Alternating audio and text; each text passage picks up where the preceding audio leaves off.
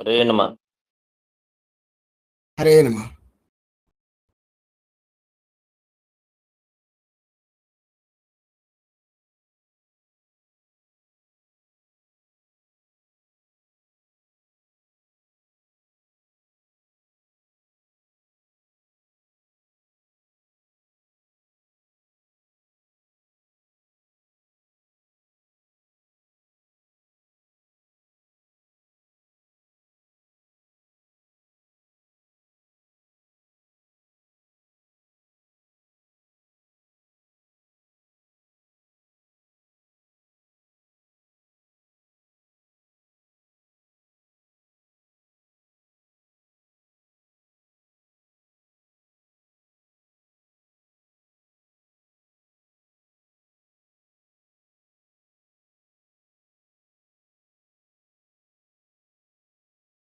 ನಮಸ್ಕಾರ ಆಚಾರ್ಯ.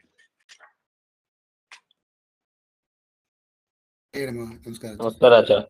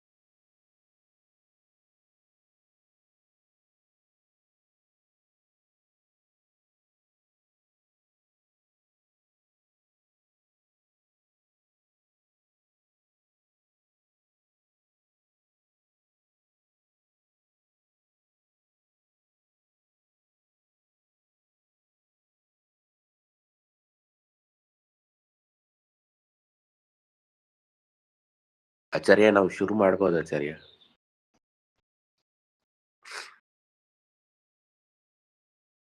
ನಾನು ಮ್ಯೂಟ್ ಮಾಡಿದ್ದೇನೆ. ಆಯ್ತು, ಶುರು ಮಾಡಿದ್ದೆ. ಓಕೆ ಆಚಾರ್ಯ. ಮತ್ತೆ ತಿಂತವಳು. ಓಂ ಶಬ್ದಾದಿಭ್ಯಃ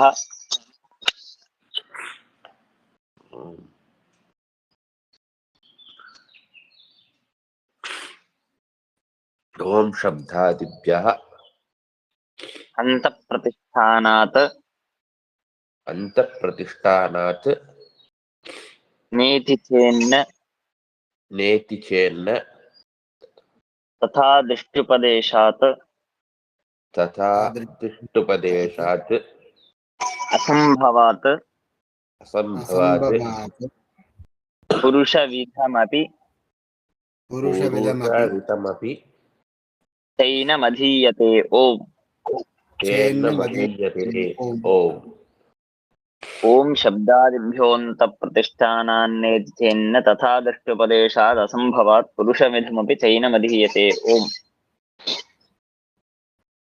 ಇದೇ ನಾವು ನಿನ್ನೆ ವಿಚಾರ ಮಾಡಿದ ವೈಶ್ವಾನರಾಧಿಕರಣದಲ್ಲಿ ಬಂದಂತಹ ಒಂದು ಸೂತ್ರ. ಇಲ್ಲಿ ಚೈನಮಧೀಯತೆ ಅಂತ ಕೊನೆಗೆ ಚ ಏನಂ ಅಧೀಯತೆ ಅಂತ ಕಡೆಗೆ ಚಕಾರವಿದೆ. ಆ ಚಕಾರ ಇದು ಯುಕ್ತಿ ಸಮುಚ್ಚಯನ ಮಾಡೋದಕ್ಕಾಗಿ. ಯುಕ್ತಿ ಸಮುಚ್ಚಯ ಅಂತಂದ್ರೆ ವೈಶ್ವಾನರ ಶಬ್ದ ಸಮನ್ವಯನ ಮಾಡುವಾಗ ಹಿಂದೆ ಯುಕ್ತಿಗಳನ್ನು ಕೊಟ್ಟಿದ್ದಾರೆ. ಅದೇ ರೀತಿಯಾಗಿ ಕೆಲವು ಬೇರೆ ಯುಕ್ತಿಗಳಿಂದಲೂ ಕೂಡ ಸಮರ್ಥನೆ ಮಾಡಬಹುದು ಅಂತ ಅನ್ನೋದು, ಅಂದ್ರೆ ಶಬ್ದ ಸಮನ್ವಯವನ್ನು ಮಾಡಬಹುದು ಅಂತ ಅನ್ನುವ ಯುಕ್ತಿಯನ್ನು ಸಮುಚ್ಚಯ ಮಾಡುವುದಕ್ಕಾಗಿ ಶಬ್ದವನ್ನು ಇಟ್ಟಿದ್ದಾರೆ. ಶಬ್ದಾದಿಭ್ಯಃ, ಇಲ್ಲಿ ಶಬ್ದ ಅಂತ ಅನ್ನೋ ಶಬ್ದಕ್ಕೆ ಅಗ್ನಿ ಶಬ್ದ ಅಂತ ಅರ್ಥ.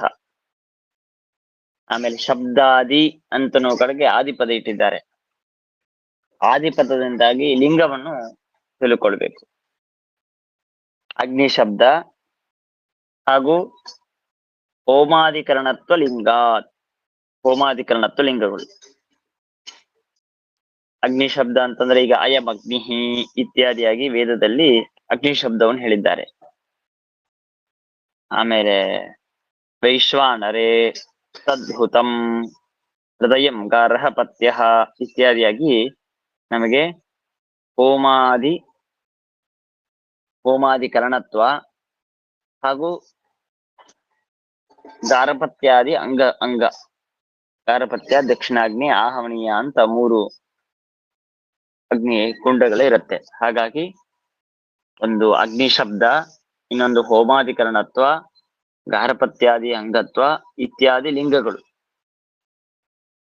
ಅಂದ್ರೆ ಮೊದಲಿಗೆ ನಾನು ಈಗ ಇಲ್ಲಿ ಏನು ಪೂರ್ವ ಪಕ್ಷ ಮಾಡ್ತಾರೆ ಅಂತ ಹೇಳ್ಬಿಡ್ತೇನೆ. ಹಿಂದೆ ಏನು ವೈಶ್ವಾನರ ಶಬ್ದ ಸೊನ್ನೆ ಮಾಡ್ತಾ ಬಂದ್ರು, ಅದರಲ್ಲೂ ಆತ್ಮಾನಂ ವೈಶ್ವಾನರಂ ಉಪಾಸತೆ ಅಂತ ಹೇಳಿ ಆತ್ಮಾಂತನುವ ಹೇಳಿ ವೈಶ್ವಾನರ ಅಂತ ಹೇಳ್ತಾ ಇದ್ದಾರೆ ಅಂತಂದ್ಮೇಲೆ ಭಗವಂತನೇ ನರ್ಯಮಾನಂ ಅನುಮಾನಂ ಸ್ಯಾದಿತಿ ಅಂತೇಳಿ ಗೀತೆಯಲ್ಲೂ ಕೂಡ ಅಹಂ ವೈಶ್ವಾನರ ಅಂತ ಹೇಳ್ಕೊಂಡಿದ್ದಾನೆ ಭಗವಂತ. ಆದ್ದರಿಂದಾಗಿ ವೈಶ್ವಾನರ ಶಬ್ದ ಸಮನ್ವಯವನ್ನು ಮಾಡಬಹುದು ಅಂತ ಸೂಚನೆ ಮಾಡಿದ್ರು. ಇಲ್ಲೇನ್ ಮಾಡ್ತಾರೆ ಅಂದ್ರೆ ಈ ಸೂತ್ರದಲ್ಲಿ ಪೂರ್ವ ಪಕ್ಷ ಅಗ್ನಿಯೇ ವೈಶ್ವಾನರ. ಯಾಕೆ? ಶಬ್ದ ಹಾಗೂ ಲಿಂಗ ಇತ್ಯಾದಿ ಕಾರಣಗಳಿಂದ ಹಾಗೂ ಅಂತಃಪ್ರತಿಷ್ಠಾನ ಕರ್ಮ ಇತ್ಯಾದಿ ಕಾರಣದಿಂದ ಅಗ್ನಿಯೇ ವೈಶ್ವಾನರ, ವಿಷ್ಣು ವೈಶ್ವಾನರ ಅಲ್ಲ ಅಂತ ಸಮರ್ಥನೆ ಮಾಡೋದಕ್ಕೆ ಹೊರಟಿದ್ದಾರೆ. ಅದರಲ್ಲಿ ಮೊದಲಿಗೆ ಶಬ್ದ ಅಂದ್ರೆ ಅಗ್ನಿ ಶಬ್ದ, ಅಯಂ ಅಗ್ನಿಹಿ ಇತ್ಯಾದಿಯಾಗಿ ಅಗ್ನಿ ಶಬ್ದ. ಆಮೇಲೆ ವೈಶ್ವಾನರೇ ತದ್ಭುತಂ ಇತ್ಯಾದಿಯಾಗಿ ಹೋಮಾಧಿಕರಣತ್ವ, ಗಾರ್ಹಪತ್ಯಾದಿ ಅಂಗತ್ವ ಇತ್ಯಾದಿ ಲಿಂಗಗಳು ಇದ್ದದ್ದರಿಂದ ಹಾಗೂ ಅಂತಃಪ್ರತಿಷ್ಠಾನಾತ್. ಅಂತಃಪ್ರತಿಷ್ಠಾನ ಅಂತಂದ್ರೆ ಪಾಚಕತ್ವೇನ ಶರೀರಾಂತರ ಅವಸ್ಥಾನಾಚ, ನಮ್ಮ ಶರೀರದಲ್ಲಿ ಇದ್ದು ಪಚನೆ ಆಗುವಂತೆ ನಮ್ಮ ಶರೀರದಲ್ಲಿದ್ದಂತ ಅಗ್ನಿಯಿಂದ ಪಚನೆ ಆಗತ್ತೆ. ಹಾಗಾಗಿ ಪಾಚಕತ್ವೇನ ಶರೀರಾಂತರ ಅವಸ್ಥಾನಾಚ, ಪಾಚಕತ್ವೇನ ಶರೀರಾಂತರ ಅವಸ್ಥಾನ, ಶರೀರದ ಒಳಗಿದ್ದು ಅಗ್ನಿಯು ಆ ಕೆಲಸವನ್ನು ಮಾಡ್ತಾನೆ. ಹಾಗಾಗಿ ಅಗ್ನಿ ಶಬ್ದ, ಹೋಮಾಧಿಕರಣತ್ವ ಮೊದಲಾದ ಲಿಂಗಗಳು ಹಾಗೂ ಅಗ್ನಿಯ ಕರ್ಮ ಏನದು ಅಂತಃಪ್ರತಿಷ್ಠಾನ, ಪಾಚಕತ್ವೇನ ಶರೀರದಲ್ಲಿ ಅವಸ್ಥಾನ ಇರೋದು. ಈ ಕಾರಣಗಳಿಂದಾಗಿ ವೈಶ್ವಾನರಃ ನ ವಿಷ್ಣು, ವೈಶ್ವಾನರ ಶಬ್ದದಿಂದ ವಾಚ್ಯನಾದವನು ಸರ್ವತಾ ವಿಷ್ಣು ಅಲ್ಲ. ವೈಶ್ವಾನರ ಶಬ್ದದಿಂದ ವಾಚ್ಯನಾದವನು ಅಗ್ನಿಯೇ.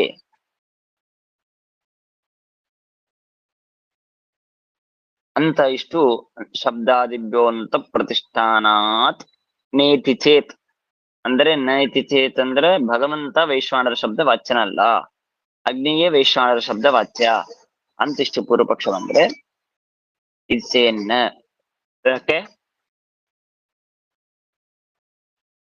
ತಥಾ ದೃಷ್ಟ್ಯುಪದೇಶಾತ್. ತಥಾ ದೃಷ್ಟ್ಯುಪದೇಶಾತ್ ಅಂತಂದ್ರೆ ತಥಾ ಅಜ್ಞಾದಿ ನಾಮಲಿಂಗ ಕರ್ಮವತ್ವೇನ ದೃಷ್ಟ್ಯುಪದೇಶಾತ್. ಅಜ್ಞಾದಿ ನಾಮ ಅಗ್ನಿ ಶಬ್ದ ಹಾಗೂ ಲಿಂಗ ಹೋಮಾಧಿಕರಣತ್ವಾದ ಲಿಂಗಗಳು, ಮತ್ತೆ ಕರ್ಮ ಅಂತಂದ್ರೆ ಯಾವುದು? ಕರ್ಮ ಅಂದ್ರೆ ಅಂತಃಪ್ರತಿಷ್ಠಾನ ಅಂತ ಏನು ಹೇಳಿದ್ರಲ್ವಾ, ಆ ನಮ್ಮ ಶರೀರದಲ್ಲಿ ಪಾಚಕತ್ವೇನ ಇರೋದು, ವಚನ ಕ್ರಿಯಾ ಕರ್ತೃತ್ವೇನ ಇರೋದು ಅಂತಹ ಕರ್ಮ.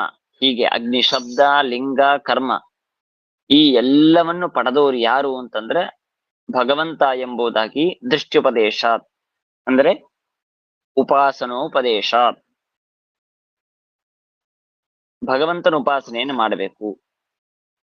ಭಗವಂತನ ಉಪಾಸನೆಯನ್ನು ಹೇಗೆ ಮಾಡಬೇಕು ಅಂತಂದ್ರೆ ತಥಾ ದೃಷ್ಟ್ಯುಪದೇಶಾತ್ ಅಂದ್ರೆ ಅಗ್ನಿ ಶಬ್ದ, ಹೋಮಾಧಿಕರಣತ್ವ ಮೊದಲಾದ ಲಿಂಗಗಳು ಹಾಗೂ ಪಾಚಕತ್ವೇನ ಶರೀರ ಅಂತಹ ಶರೀರದ ಒಳಗೆ ಇರೋದು ಇದ್ದಾನೆ ಭಗವಂತ ಎಂಬುದಾಗಿ ಉಪಾಸನೆಯನ್ನು ಮಾಡಬೇಕು ಅಂತ ಹೀಗೆ ವಿಧಾನ ಮಾಡಿದ್ದಾರೆ. ಅಗ್ನಿ ದೇವತೆಗೆ ಹೇಳಿಲ್ಲ ಇದು. ಅಗ್ನಿ ಶಬ್ದ, ಲಿಂಗ, ಕರ್ಮಗಳನ್ನು ಪಡೆದಂತಹ ಭಗವಂತ ಇದ್ದಾನೆ ನಮ್ಮ ಶರೀರದ ಒಳಗಡೆಗೆ ಅಂತ ನಾವು ಉಪಾಸನೆ ಮಾಡಬೇಕು ಯಾರ ಉಪಾಸನೆ? ಭಗವಂತನ ಉಪಾಸನೆ ಅಂತ ದೃಷ್ಟ್ಯುಪದೇಶವನ್ನು ಮಾಡಿದ್ದಾರೆ. ತಥಾಚ ಹಾಗಾಗಿ ಅಗ್ನ್ಯಾದಿ ಶ್ರುತಿಲಿಂಗಾನಾಂ ವಿಷ್ಣು ಸಾವಕಾಶತ್ವಾತ್, ಅಗ್ನಿ ಶಬ್ದವೇ ಮೊದಲಾದ ಶ್ರುತಿ ಹಾಗೂ ಲಿಂಗ ಇದೆಲ್ಲವೂ ವಿಷ್ಣುವು ಸಾವಕಾಶತ್ವಾತ್, ವಿಷ್ಣುವಿನಲ್ಲಿ ಸಾವಕಾಶವಾಯಿತು. ಅಂದರೆ ಯಾವ ಶಬ್ದ ಲಿಂಗವನ್ನು ಇಟ್ಟುಕೊಂಡು ಅಗ್ನಿ ಅಂತ ಇದ್ರಲ್ವಾ, ಅದೆಲ್ಲವೂ ಭಗವಂತನನ್ನು ಹೇಳ್ಕೊಡ್ತಾ ಇದೆ. ಭಗವಂತನಲ್ಲಿ ಸಾವಕಾಶವಾಯಿತು. ಅಗ್ನಿ ಶಬ್ದ ಇದ್ದಿದ್ದಕ್ಕೆ ಅಗ್ನಿ ದೇವತೆ ಅಂತಂದ್ರಿ. ಹೋಮಾಧಿಕರಣತ್ವ ಅಂತನೋ ಲಿಂಗವಿದ್ದದ್ದರಿಂದಾಗಿ ಅಗ್ನಿ ದೇವತೆ ಅಂತಂದ್ರಿ. ಪಾಚಕತ್ವೇನ ಶರೀರದಲ್ಲೇ ಒಳಗಡೆಗೆ ಇದ್ದಾನೆ ಅಗ್ನಿ ಎನ್ನುವ ಕರ್ಮ, ಅದರಿಂದ ಅಗ್ನಿ ದೇವತೆ ಅಂತಂದ್ರಿ. ಹೀಗೆ ಆ ಶಬ್ದ, ಲಿಂಗ ಮತ್ತೆ ಕರ್ಮ ಇದೆಲ್ಲವೂ ಭಗವತ್ ಪರವಾಗಿದೆ. ವಿಷ್ಣುವು ಸಾವಕಾಶತ್ವಾತ್, ವಿಷ್ಣುವಿನಲ್ಲಿ ಸಾವಕಾಶವಾಯಿತು. ಹಾಗಾಗಿ ನ ತದ್ವಿರೋಧ ಇತಿ ಭಾವ.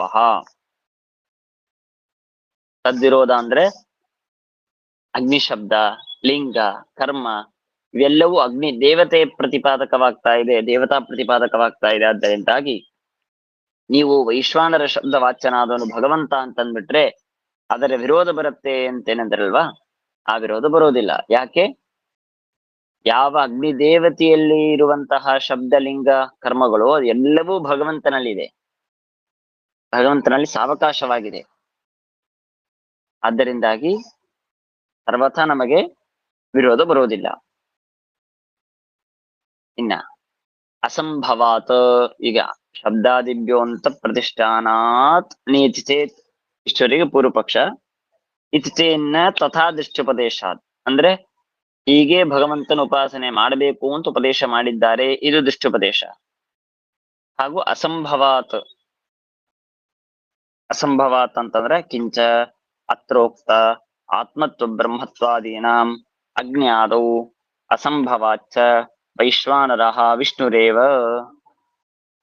ಅತ್ರ ಉಕ್ತ ಆತ್ಮತ್ವ ಬ್ರಹ್ಮತ್ವಾದೀನಾಂ, ಇಲ್ಲಿ ಆತ್ಮಾನಂ ವೈಶ್ವಾನರಂ ಉಪಾಸತೆ ಇತ್ಯಾದಿಯಾಗಿ ಆತ್ಮ ಶಬ್ದ ಹಾಗೂ ಬ್ರಹ್ಮ ಶಬ್ದ, ಹೀಗೆ ಆತ್ಮತ್ವ ಬ್ರಹ್ಮತ್ವ ಇದೆಲ್ಲವೂ ಅಗ್ನಿ ದೇವತೆಯಲ್ಲಿ ಸಂಭವಿಸತ್ತ.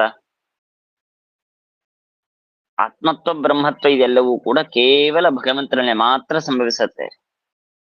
ಅಗ್ನ್ಯಾದಿ ಯಾವ ದೇವತೆಗಳಲ್ಲೂ ಕೂಡ ಆತ್ಮತ್ವ ಬ್ರಹ್ಮತ್ವಾದಿಗಳು ಸಂಭವಿಸೋದಿಲ್ಲ. ಆದ್ದರಿಂದ ಅಸಂಭವಾತ್, ಅಸಂಭವ ಬರುತ್ತೆ, ಸಂಭವಿಸೋದಿಲ್ಲ. ಆದ್ದರಿಂದಾಗಿ ವೈಶ್ವಾನರಃ ವಿಷ್ಣುರೇವ, ವೈಶ್ವಾನರ ಶಬ್ದವಾಚ್ಯನಾದವನು ಭಗವಂತನೇ ಹೊರತು ಅಗ್ನಿಯಲ್ಲ. ಇದು ಎರಡನೇ ಕಾರಣ. ಮೊದಲನೇ ಕಾರಣ ತಥಾ ದೃಷ್ಟ್ಯುಪದೇಶ, ಈ ಅಗ್ನಿ ನಾಮಲಿಂಗ ಕರ್ಮಗಳನ್ನು ಪಡೆದವನು ಭಗವಂತನೇ ಎಂಬುದಾಗಿ ಉಪಾಸನೆಯನ್ನು ಮಾಡಬೇಕು ಅಂತ ಉಪದೇಶ ಮಾಡಿದ್ದಾರೆ. ಆದ್ದರಿಂದಾಗ ವೈಶ್ವಾನರ ಭಗವಂತನೇ.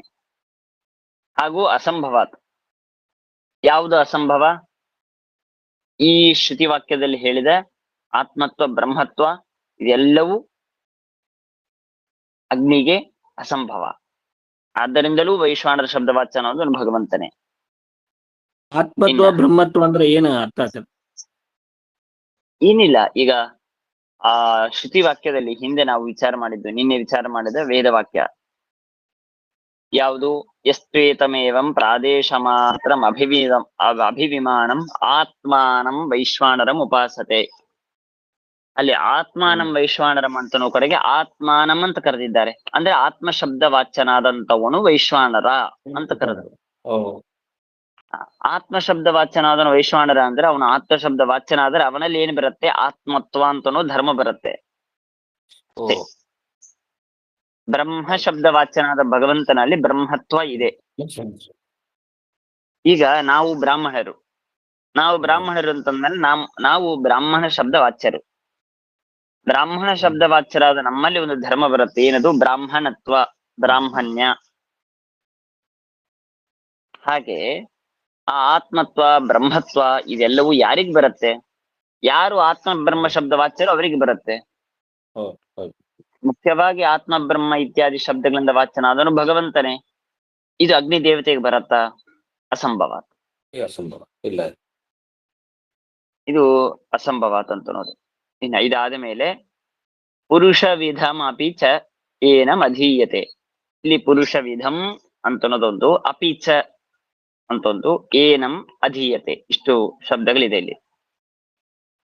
ಮಧ್ಯದಲ್ಲಿ ಅಪಿಚ ಅಂತಿದೆ. ಅಪಿಚ ಅಂದ್ರೆ ಇಷ್ಟೇ ತಿಳ್ಕೊಳ್ಬೇಡಿ, ಇನ್ನೂ ಯುಕ್ತಿ ಇದೆ. ಏನು ಯುಕ್ತಿ?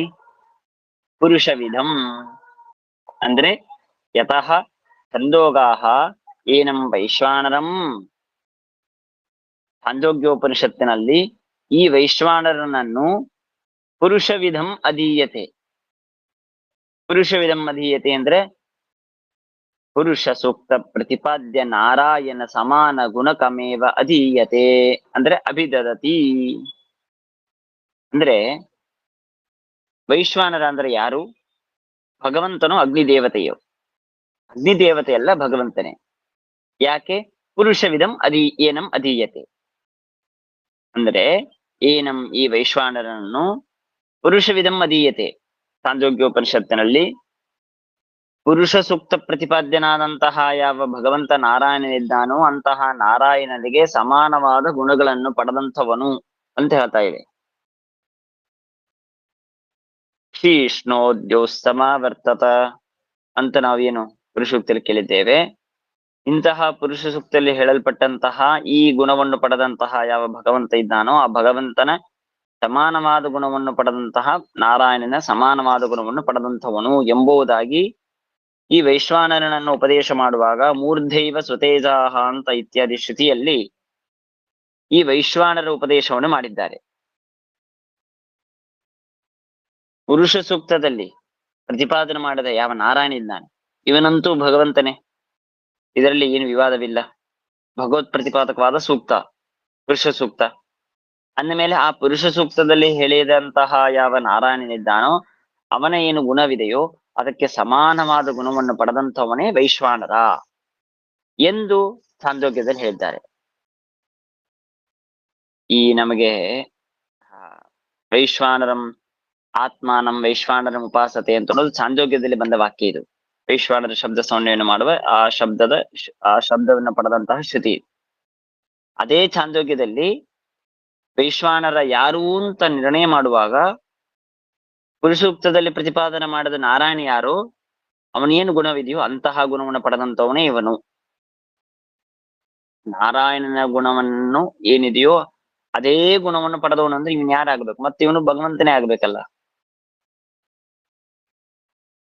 ಅಗ್ನಿದೇವತೆ ಅಂತಂದ್ಬಿಟ್ರೆ ಪುರುಷೂಕ್ತ ಪ್ರತಿಪಾದನಾದ ನಾರಾಯಣನಿಗೆ ಸಮಾನವಾದ ಗುಣ ಹೇಗೆ ಬರುತ್ತೆ ಅಗ್ನಿದೇವತೆಗೆ? ಹಾಗಾದ್ರೆ ಪುರುಷ ವಿಧಂ ಅಧೀಯತೆ, ಪುರುಷೂಕ್ತ ಪ್ರತಿಪಾದನಾದ ನಾರಾಯಣನಿಗೆ ಸಮಾನವಾದ ಗುಣಕನಾಗಿದ್ದಾನೆ ವೈಶ್ವಾನರ ಅಂತ ಹೇಳ್ತಾ ಇದ್ದಾರೆ ಅಂತಂದ್ಮೇಲೆ ಈ ವೈಶ್ವಾನರ ಅಂತಂದ್ರೆ ಭಗವಂತ ಅಂತ ಅರ್ಥ ಮಾಡ್ಬೇಕು ಹೊರತು ಅಗ್ನಿದೇವತೆ ಅಂತ ಅರ್ಥ ಮಾಡಬಾರದು. ಅಥೋಪಿ ವಿಷ್ಣುರೇವ, ಈ ಕಾರಣದಿಂದಲೂ ಕೂಡ ವಿಷ್ಣುವೇ ವೈಶ್ವಾನರ ಶಬ್ದ ವಾಚ್ಯ. ಮೊದಲನೇದ್ದು ಅವರು ಪೂರ್ವಪಕ್ಷ ಅಂದ್ರೆ ಪೂರ್ವಪಕ್ಷದಲ್ಲಿ ನಮಗೆ ಶಂಕೆ ಮಾಡಿದ್ದು ಅಗ್ನಿ ಶಬ್ದ ಹಾಗೂ ಆದಿಪದದಿಂದ ಹೇಳಿದ ಲಿಂಗ ಹಾಗೂ ಕರ್ಮ, ಹೋಮಾಧಿಕರಣತ್ವ, ಪಾಚಕತ್ವೇನ ಶರೀರಾಂತರ ಅವಸ್ಥಾನ ಇತ್ಯಾದಿ ಶಬ್ದ ಲಿಂಗ ಕರ್ಮಗಳಿಂದಾಗಿ ಅಗ್ನಿ ದೇವತೆಯೇ ವೈಶ್ವಾನರ ಶಬ್ದ ವಾಚ್ಯ ಅಂತ ಹೇಳಬೇಕು ಅಂತ ಪೂರ್ವಪಕ್ಷ ಮಾಡಿದರೆ ಅದಕ್ಕೆ 3 ಕಾರಣವನ್ನು ಕೊಟ್ಟು ಭಗವಂತನೇ ವೈಶ್ವಾನರ ಶಬ್ದ ವಾಚ್ಯ ಅಂತ ತೋರಿಸ್ಕೊಟ್ರು ಇಲ್ಲಿ.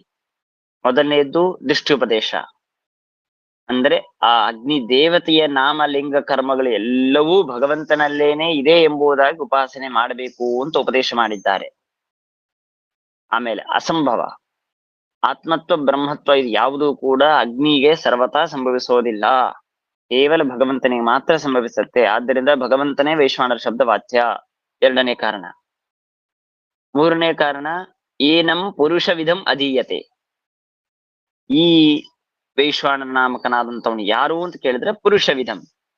ಪುರುಷ ವಿಧ ಅಂದ್ರೆ ಪುರುಷನಂತೆ ಇರುವವನು. ಪುರುಷನಂತೆ ಅಂದ್ರೆ ಪುರುಷೂಕ್ತ ಪ್ರತಿಪಾದ್ಯನಾದಂತಹ ಯಾವ ನಾರಾಯಣನಿದ್ದಾನೋ ಅಂತಹ ನಾರಾಯಣನಿಗೆ ಸಮಾನವಾದ ಗುಣವನ್ನು ಪಡೆದಂಥವನು ಎಂಬುದಾಗಿ ಅಭಿಧೀಯತೆ ಛಾಂದೋಗ್ಯೋಪನಿಷತ್ತರಲ್ಲಿ ಸಮರ್ಥನೆ ಮಾಡಿದ್ದಾರೆ. ಆದ್ದರಿಂದ ಈ 3 ಕಾರಣಗಳಿಂದ, ಅಂದ್ರೆ 3 ಕಾರಣ ಅಂದ್ರೆ ಈ ಸೂತ್ರದಲ್ಲಿ ಸೂಚನೆ ಮಾಡಿದ 3 ಕಾರಣ, ಈ 3 ಕಾರಣಗಳಿಂದಾಗಿ ವೈಶ್ವಾನರ ಶಬ್ದ ವಾಚ್ಯನಾದವನು ಭಗವಂತನೇ ಹೊರತು ಸರ್ವತಾ ಅಗ್ನಿ ಅಲ್ಲ. ಹಿಂದಿನ ಸೂತ್ರದಲ್ಲಿ ಅಹಂ ವೈಶ್ವಾನರೋ ಭೂತ್ವ ಅಂತ ಹೇಳಿ ತಾನೇ ದೇಹದಲ್ಲಿ ಇದ್ದು ಎಲ್ಲ ಕಾರ್ಯಗಳನ್ನು ಪಚನಾದಿ ಕಾರ್ಯಗಳನ್ನು ಮಾಡ್ತಾನೆ ಅಂತ ಅನ್ನೋ ಕಾರಣಕ್ಕಾಗಿ ನಾನೇ ವೈಶ್ವಾನರ ಅಂತ ಸ್ವಯಂ ತಾನೇ ಹೇಳ್ಕೊಂಡಿದ್ದಾನೆ. ಇದು ಹಿಂದಿನ ಸೂತ್ರದಲ್ಲಿ.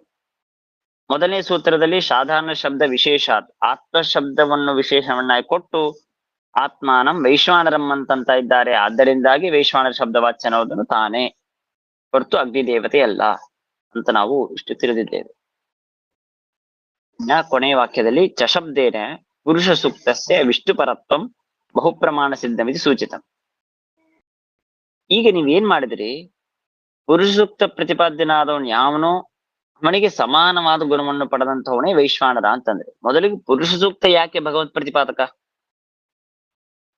ಪುರುಷ ಸೂಕ್ತವೇ ಭಗವತ್ ಪ್ರತಿಪಾದಕವಲ್ಲ, ಸುಮ್ನೆ ಅಗ್ನಿ ಪ್ರತಿಪಾದಕ ಅಂತ ಆಗಿದೆ ಅಂತ ಇಟ್ಕೊಳ್ಳಿ.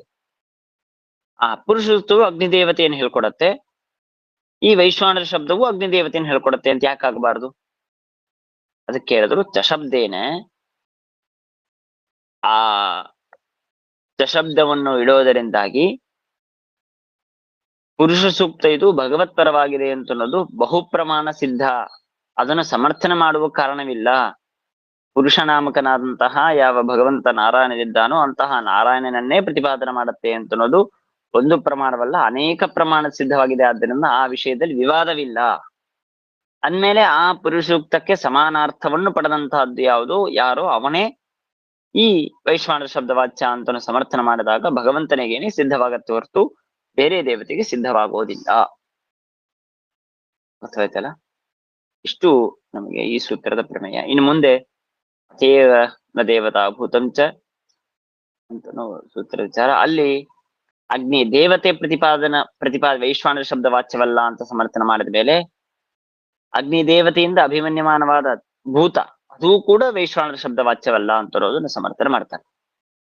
ನಾಳೆ ಮಾಡ ಆಚಾರ್ಯ ಒಂದೇ ಒಂದು ಆಚಾರ್ಯ, ಮೊದಲ ಸೂತ್ರದಲ್ಲಿ ಹೇಳಿದ ಆತ್ಮ ಶಬ್ದ, ಎರಡನೇ ಸೂತ್ರದಲ್ಲಿ ಹೇಳಿದ ವೈಶ್ವಾನರ, ಇದು ಎರಡನ್ನೂ ತಿರಿನೇ ಹೇಳಿದಾರಲ್ಲ ಇಲ್ಲಿ. ನಿಮ್ ಪ್ರಶ್ನೆ ಅರ್ಥ ಆಗಿಲ್ಲ. ಇಲ್ಲ, ಈಗ ಮೊದಲ ಶಬ್ದದಲ್ಲಿ ಮೊದಲ ಸೂತ್ರದಲ್ಲಿ ವೈಶ್ವಾನರ ಸಾಧಾರಣ ಶಬ್ದ ವಿಶೇಷ ಅಂತ ಹೇಳಿರು. ಅಲ್ಲಿ ಕೂಡ ಆತ್ಮ ಶಬ್ದದಿಂದ ವೈಶ್ವಾನರ ಎಂಬುದು ಭಗವಂತ ಅಂತ ಹೇಳಿ ಆಯ್ತು. ಹೌದು. ಎರಡನೇ ಸೂತ್ರದಲ್ಲಿ ಅಹಂ ವೈಶ್ವಾನರ ಅಂದ್ರೆ ಪಾತ್ರನ ಹೇಳಿ ಆಯ್ತು, ವಚನಾದಿನ ಹೇಳಿ ಆಯ್ತು. ಇಲ್ಲಿನೂ ತಿರಿನ ಅದೇ ವಿಷಯವನ್ನೇ ಶಬ್ದಾದಿ ಅವ್ರ ಹೆಂಗ್ ಪೂರ್ವಪಕ್ಷ ಮಾಡಕ್ ಸಾಧ್ಯ ಆಗುತ್ತೆ ಆಚಾರ್ಯ? ಶಬ್ದಾದಿಭ್ಯೋ ಅಂತ ಪ್ರವಿಷ್ಟಾನೇತಿ ಚೇನ್ನ ಅಂತ ಹೇಳುವಾಗ ಶಬ್ದ ಅಂದ್ರೆ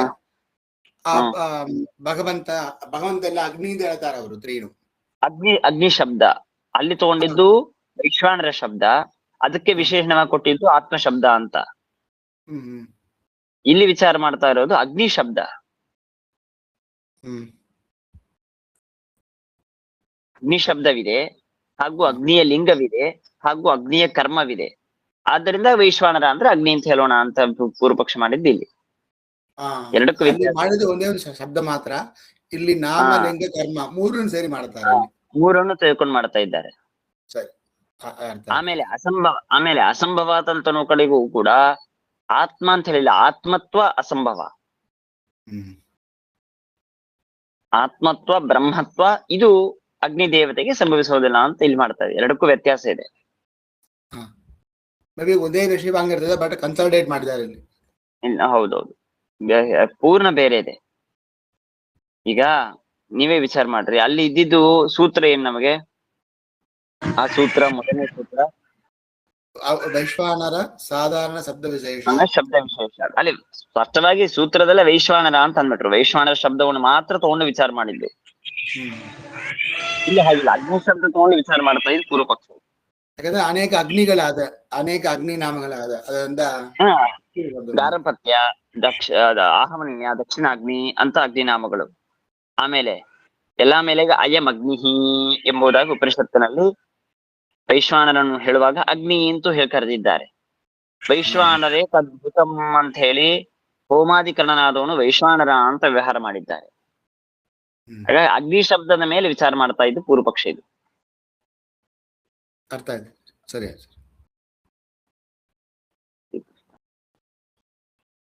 ಗುರುಗಳೇ ನಮಸ್ಕಾರ. ಈಗ ಆತ್ಮತ್ವ ಅಂದ್ರೆ ಅದು ಭಗವಂತನಿಗೆ ತಾನ ಅಲ್ಲದ್ರೆ ಜೀವನಿಗೆ ಬರ್ತದೆ ಆತ್ಮತ್ವ ಬ್ರಹ್ಮತ್ವ?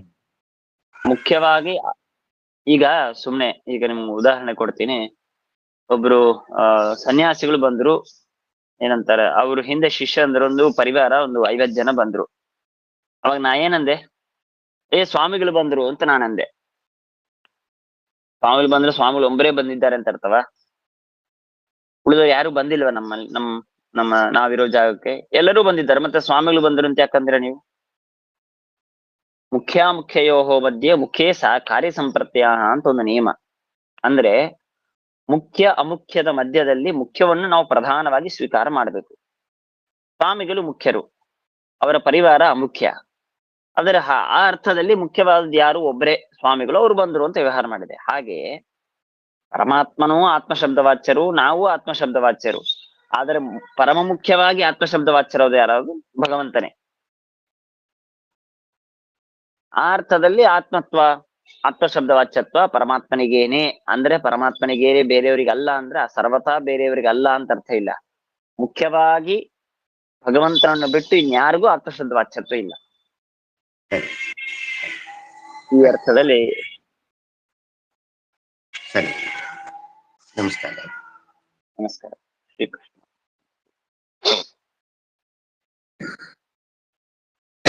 ಧನ್ಯವಾದ.